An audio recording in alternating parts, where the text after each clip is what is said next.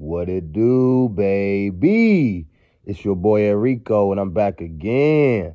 This time I came to holler at y'all about the first round of the 2024 NBA draft, primarily, specifically, my Washington Wizards in their first round of the draft. Now, we all know my Washington Wizards had the number 2 pick in the draft.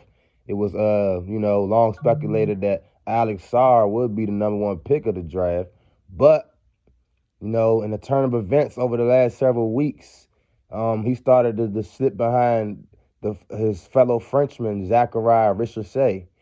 Zachariah Richardson ended up going number 1 to the Atlanta Hawks. He's a 6'9" forward. I believe he's like 18, 19 years old as well. Sarr's 18. And I'm ecstatic about this pick for the Wizards. I feel like he's a great combination of, a decent, solid floor, and he has great potential for a higher upside. So our new model as an organization, I think we kind of like taking the model of we going for we swinger for the fences more than we trying to be conservative and being safe. The last regime, they were getting guys that played multiple years in college that were ready to win, even though we didn't have a ready win team at all. So it just completely was polar opposites what the fuck we should have been doing. But they were getting guys like Kispert and Rui Hachimura and stuff like that. Guys that played multiple years in college instead of taking chances on young, unproven, talented players. But that was the old regime. We moved on. Now it's the new regime. Starting last year, they got Koulibaly, who I love that pick, a high upside pick. Here we go this year again with Sarr, Alex Sarr, a very, very high upside pick. I'm going to read his write-up real quick. This is from ESPN. This is write-up. Strengths. Sarr has a 9'2" standing reach. 9'2", standing reach. He has impressive mobility, quickness, and explosiveness that gives him rare upside as a rim protector and switch defender, stepping out on the perimeter. Weaknesses. Sarr showed flashes of potential as a ball handler, passer, and jump shooter, but he is still finding consistency with his toughness and feel for the game to complement his impact as a rim runner, pick and roll finisher, and versatile defender. I'm going to stop right there just to comment on that. That's the one thing I did notice watching him. He doesn't, I didn't see a great amount of physicality. I didn't see a good amount of, a physical presence, like a certain, tenacity. Just a general sense of physicality and tenacity and physical stature and presence. I did not sense that from him. And if they're noting right here that he's working on his, still working on his feel for the game and his toughness, those are two things that definitely ring some bells for me. And so we would have to keep our eye on that. And obviously, a part of developing players is helping them where they are weak at. So if this is part of his weaknesses, his strengths, and his toughness, his physical strength and physicality and his toughness, we have to coach that into him as much as possible. And I don't feel like he's a scared guy. I don't feel like he's I don't want to use that word, the B word, or nothing like that. I don't think he's that. So I think he would be willing to work. Think he's willing to, put his physicality on the line, display his physicality, and use it to his advantage. So, we definitely got to work on that. But that's something to note. To continue with the write-up on Sarr, the verdict, he exceeded expectations in his long season in the NBL, anchoring Perth's defense and finding ways to contribute in a smaller role as an 18-year-old. While Sarr still needs to get stronger and continue to evolve offensively, he fits a coveted mold as a power forward/center with the potential to be a difference maker on both ends of the floor. That's written by Jonathan Giovanni. That's the ESPN draft expert. And here goes the post-draft analysis. It was little secret around the NBA that Sarr and the Wizards had become comfortable with one another over the past few weeks, with Washington strongly valuing his upside and Sarr and his camp preferring the Wizards' full-scale rebuild and uncluttered roster as a development landing spot. That's a key phrase right there. That's a key sentence right there. That's a very key sentence right there. We're definitely going to come back to that. Sarr should be an impactful interior defender right away, given the strides he made last season and his mobility, length, and instincts. He will need seasoning and patience to maximize his all-around upside, but could be a long-term cornerstone for the Wizards, who selected another Frenchman, Bilal Coulibaly, in the top 10 of last year's draft. This according to Jeremy Woo of ESPN. So that's the write-up on Sarr. I said I want to get back to that first sentence of that last part where it said it was a little secret around the NBA that Sarr and the Wizards had become comfortable with one another over the past few weeks, with Washington strongly valuing his upside and Sarr and his camp preferring the Wizards' full-scale rebuild and uncluttered roster as a developmental landing spot. Bow. That's where it is right now. Apparently, it was rumors before the draft even started last night, that Sarr, for some reason, he did not want to go to the Hawks. And maybe some of the reasons were just revealed right there in that sentence, as far as the Hawks having a cluttered roster and they didn't have a clear rebuild structure and plan as far as Sarr, his agent, apparently seen it. And they prefer the Wizards, roster / rebuild plan. They preferred it over the Hawks. How true is all this? It's not 100%, but these are this is being reported. This information is being reported. So if we're going to listen to the reports, Sarr basically favored us over the Hawks, and it might not have been the Hawks just not being in love with Sarr as a prospect or liking Ricochet more than Sarr. It might have been that Sarr told him he didn't want to go there, so they had to pick the next best option. That might be the case, y'all. So all actuality, the Wizards might have got the best prospect that even the team that was number one had number one on their roster. That is possible, and that would be crazy, but it's a wild situation. But I'm just so happy as a Wizards fan, for whatever reason, whatever situation, for a prospect to prefer us over a team that's ahead of us. That means a lot. That means our organization, the higher ups, is being looked at positively. The coaches, he's comfortable with everything, and he believes in the process that we're on. He believes in the steps that we're making and we're taking, and he believes in our vision. And that's a lot, man. That's huge for the Wizards, and hopefully they can carry this momentum and keep moving forward, and proving that we are a franchise that know what we're doing. We're building a winner the right way. So, man, I'm just thrilled with the pick of Sarr, man. This draft obviously wasn't the strongest. We all been hearing it's been one of the weaker drafts, the last several years or whatnot. But man, so for us to get this haul that we got, I couldn't be happier, man. I couldn't be happier. And then yeah, man, Alex Sarr, welcome to DC, man. Welcome to DC, Alex Sarr. Much luck to you, much prosperity to you, all the blessings, and I can't wait to see you on the court for the Wizards, man. Now, with the 14th pick in the first round, we got Carlton Bub Carrington. Now, his name was Carlton. He's named after his dad. He changed his name to Bub because his dad was known affectionately as Bub, and he was known as Little Bub. So I guess he just went all in with it and changed his name to Bub Carrington. Bub Carrington is a 6'4" guard out of Pittsburgh, 195 pounds. He's a very young player as well. I believe he's 19. He was a freshman last year in Pittsburgh. He had a triple-double in his first game of his college career. He had 18 points, 10 rebounds, 12 assists, which was very impressive. Carrington, I actually watched him play a couple of times. I'm not gonna lie, I seen this guy was talented. I was watching him like, I like this kid, but I didn't know nothing about him. I ain't gonna lie. I didn't see league potential, not necessarily. I only watched him maybe once, maybe twice. Definitely once, maybe twice. I'm not gonna sit there and say I seen him being a star or anything like that, but I didn't really pay attention to him. I didn't know who he was. Looking at his tape, looking at his write-ups, I definitely love what I see. I love what I hear. He has what I call a feel for the game. You know how they just describe Sarr as needing to work on his feel for the game and his instincts or whatever? This guy, Bub Carrington, has that. He has a great feel for the game, great instincts. He did go on a growth spurt over the last couple years. He's 6'4" now. I don't think he was 6 foot about 2-3 years ago. He was a smaller guard. So he's a true point guard, has true point guard, feel and game. But he's 6'4", 195, and he's still growing. He's still growing into his body. You never know, he might grow a couple more inches. Bub Carrington, he's a cousin of Rudy Gay. He's from Baltimore, so hometown pick. Shout out Baltimore. Shout out B More. Shout out Rudy Gay. Definitely love to see that. Yeah, I know his family is, love that. Is happy. They would love to, I know they're gonna love to see they son, cousin, whatever, brother, nephew. I'm pretty sure they're gonna love to see him play in front of the hometown fans. Multiple times a year. So that's a great thing.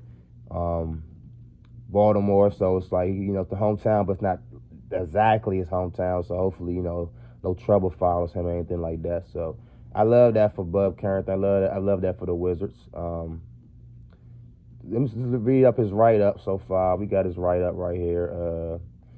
Strengths. Carrington is a big guard with a bubbling floor game whose late growth spurt made him the most unexpected riser of the past year. Weaknesses. While he has great size, he has packed on some muscle. His frame is still a major work in progress. Similarly, he shot the three well late last season, but will have to prove his consistency. The verdict. Carrington's size, feel, and mid-range game won him a lot of fans this season. As he has a unique maturity for a young guard who was not expected to carry the additional pressure of being one and done this season. He might not be an overwhelming athlete, but he is on an interesting trajectory as a big guard who did some nice things operating out of the pick and roll. That's one thing I definitely noticed when I watched him in college this year. He manipulates the pick and roll very well. He has a great feel. That's why I say he has a great feel for the game. I can see that immediately. So that's noted right there by Jonathan Scrivani. Post-draft analysis. This pick belongs to the Wizards after they traded with the Trailblazers before round one on Wednesday. The Wizards traded Denny Avdija to acquire this pick from the Trailblazers, giving them an opportunity to add an intriguing guard in Carrington, a Baltimore native who will stay close to home as Washington's potential future point guard. The Wizards were thought to be interested in moving up the board after acquiring this pick, but stood pat after teams in the late lottery chose to make their selections instead. Carrington is one of the youngest prospects in the draft and fits nicely with the Wizards' long-term vision, giving them a playmaker with the potential size to develop alongside Alex Sarr, excuse me, and last year's first-round pick, Bilal Coulibaly. He was a target for many teams at this point of the draft, and Washington moved in shrewdly to grab him, Jeremy Woo. So, according to ESPN and their, commentators and project analysis, according to Jeremy Woo and Jonathan Giovanni, they like Carrington. They like the pick. They like the pick for the Wizards. I like the pick for the Wizards, a future point guard, because we all know Malcolm Brogdon, who we just got from in the Avdija trade, and we know Tyus Jones. We know these guys are long-term, options for us. Jordan Poole, I doubt he's a long-term option for us. So all those guys are kind of like just here for the right now. Like, this guy Bub Carrington is clearly the future. So I love that pick. We needed a real point guard, like a real dog, a real leader that's really gonna run the team and like be that guy. Nobody that his name fits that bill. Poole, Brogdon, Tyus Jones. They were not that. And I really expect us to trade Tyus Jones now. There's absolutely no room for Tyus Jones on our team. And he's way too valuable for us to be holding on to him. So we need to get rid of Tyus Jones to get some great assets from him, because he's a great point guard. I'm pretty sure a lot of winning teams could use him and want him. And we need to make him available and make sure that we get something good for him. So I love that pick, man. Love that pick. The last pick for the my Washington Wizards was we made another trade with the New York Knicks. So we had a 26th pick originally, but then moved up 2 spots to the 24th pick. And with the 24th pick, we selected Keyshawn George from the University of Miami. He's 6'7", 209 pounds. He's a guard/forward. George is originally from Switzerland. Played overseas in France before coming to college and playing in the University of Miami. He actually caught my eye, like watching college basketball last year. And if you listen back to my video I made before the draft last night, I actually mentioned him.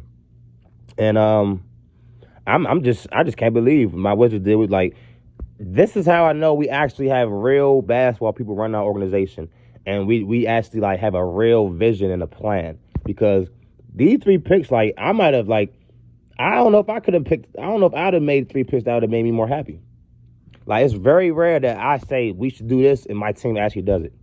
Very, very rare. So the fact that we did that, like, we actually picked 3 guys that I actually liked it, that I actually had familiarity with, and I actually liked them, loved their potential.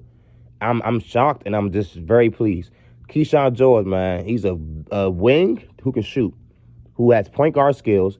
He grew from 5'8" to 6'8" in the last 4 years.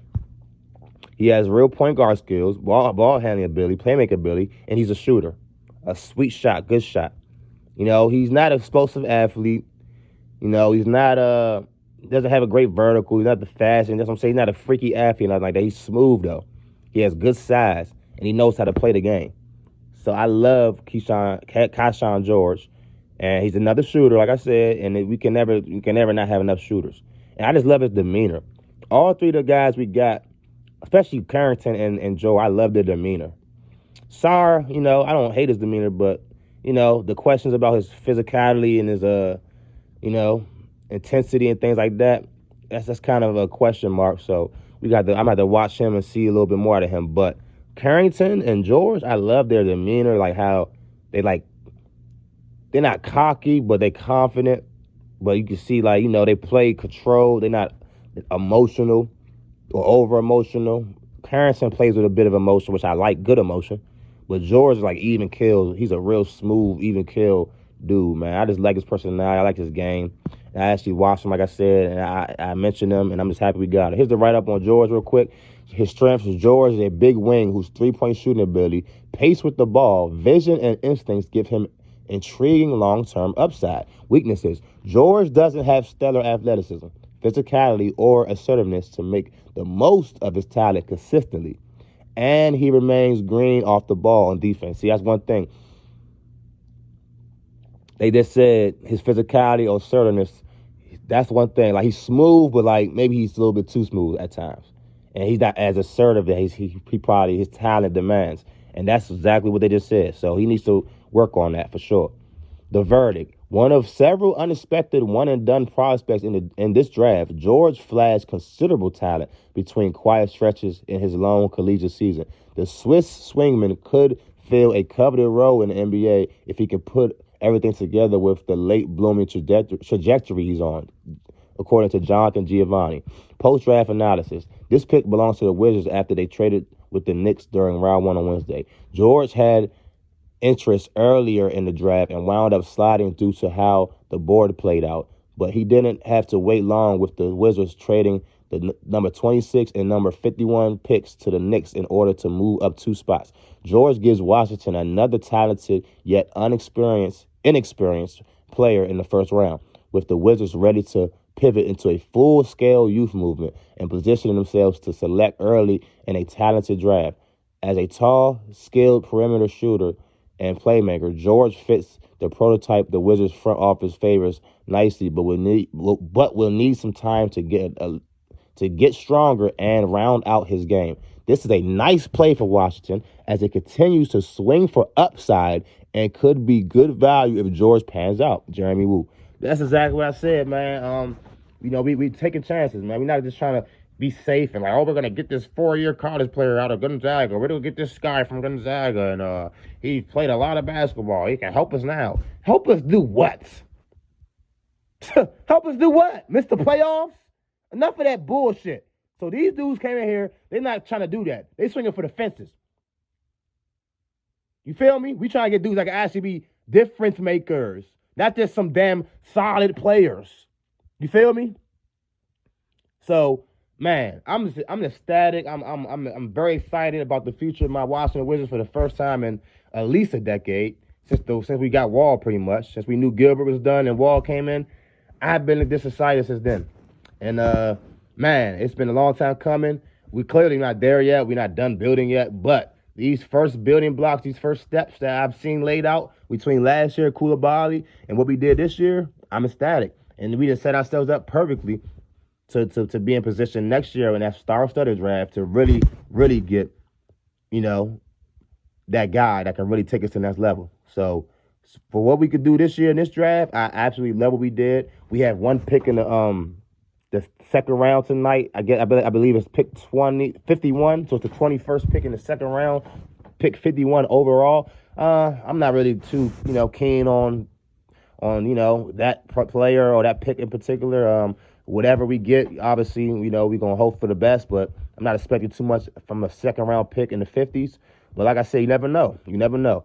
So it might be some options there. I don't even want to go through the names right now because I don't know who's going to still be there at 51. Out of the people that's available, I don't really think we need a position per se, need a player, but it's definitely some intriguing options. Like I said, at that point, I clearly wanted the best player available, as far as projecting, like the player that has the most upside and most talent. Like I don't care about trying to get somebody that's going to help us win immediately or anything like that. Like at that point, just get the best player. But so far, so good. Michael Winger, Will Dawkins, shout out to y'all, man. Y'all doing a hell of a job so far from a true, real, honest Wizards fan. This y'all doing the right thing. I don't care what nobody else saying. If y'all hear some other shit, don't listen to them. Y'all doing what y'all need to do. Y'all doing a great job. And shout out to y'all for nailing these 3 picks, man. I get this A minus so far. A minus draft is pretty much nothing that y'all did wrong. It's just like, I can't get y'all to flat on A because I don't know if these guys gonna be that good yet. But from the actual prospects and the picks, yeah, it's at least an A minus, man. At least A minus. Maybe even it might be an A. So shout out to the Wizards. Shout out Michael Winger. Shout out Will Dawkins. Y'all doing a hell of a job. Keep doing what y'all doing, man. Second round tonight, so we're going to see what we do, like I said. Not looking forward to anything special, but you never know. Like I said yesterday in my videos, Kuzma, man. Kuzma might be on the move, man. The Kings, their roster don't make sense to me. The Kings roster does not make sense, so it looked like they're in position to shake some things up. I won't be surprised if we made a trade for they made a trade for Kuzma, and we got some of their young players and maybe Harrison Barnes back in return, something like that. I would not be surprised, y'all. So be on the lookout for that. Oh, yeah, I am a Wizards fan, y'all, 100%. But I'm a Lakers fan, too. I know we can get into that another time. I 100% love both teams, love both franchises. I'm all in both franchises, even though LeBron James has completely made it unbearable, made it so difficult for me to be a Wizards fan these last 5 or so years. I'm still sticking in there. I love the fact that we got Konnect in LA. He's absolutely what we needed. I can't believe he fell that far in the draft. I wish I'd have seen that shit come. I would have bet on that shit. But Dalton Konnect to the Lakers, man. We just came off. I know Laker Nation is like doing backflips. JJ Redick and those dudes. I know they can't believe that he failed to them. Like we needed shooting bad, and we got a shooter. He's not gonna be pressed to like being the guy immediately. Obviously, we have LeBron, we have AD, we have so many people ahead of him. So he would just be able to gradually grow in his role as a shooter and just expand his game with us. And I love that position for us. I love Lala for him, Los Angeles. He looked like a big time player. He going to relish being in a great market, a big market like this. And he had a hell of a journey. He went to junior college, then he went to D2, I think, or small D1. Then he finally Northern Colorado. Then he went to Tennessee. So shout out Dalton Konnect, man. I told y'all yesterday in my last videos, I mentioned him. I said I had my eye on him. So don't be surprised, Konnect, take the league by storm, I'm saying, and be a better player than people thought he would be, man. So shout out my Lakers getting Dalton Konnect. So both my teams, they did basically best as I feel like they could have did. And yeah, man, I'm happy with where we standing at right now. So yeah, man, my Wizards, great job so far. Let's see how y'all finish it off. Appreciate y'all for giving me a listen. It's your boy Enrico. You know how to tap in, give y'all my bird's eye view in the first round of the draft, particularly my Washington Wizards. I'm going to make another video covering the whole draft. The highlights. The things that that we didn't expect, the things that we did expect. Just covering overall the first round, well, the whole draft in total. So I'll probably be making that video tonight or maybe in the morning, Saturday morning, maybe. Friday morning, excuse me. Because I probably wait till the whole draft just to see if any trades go down, any more trades or anybody unexpected or surprising slips into the second round that I might want to talk about. So I'll probably talk about the whole draft after the second round, so be on the lookout for that. But yeah, man, it's your boy Enrico. Appreciate y'all for tapping in. Like, comment, subscribe. Definitely appreciate y'all. Any one of those is well appreciated, and it helps my page grow. So I appreciate it all, man. Make it y'all best time. Until next time, it's your boy Enrico. Peace.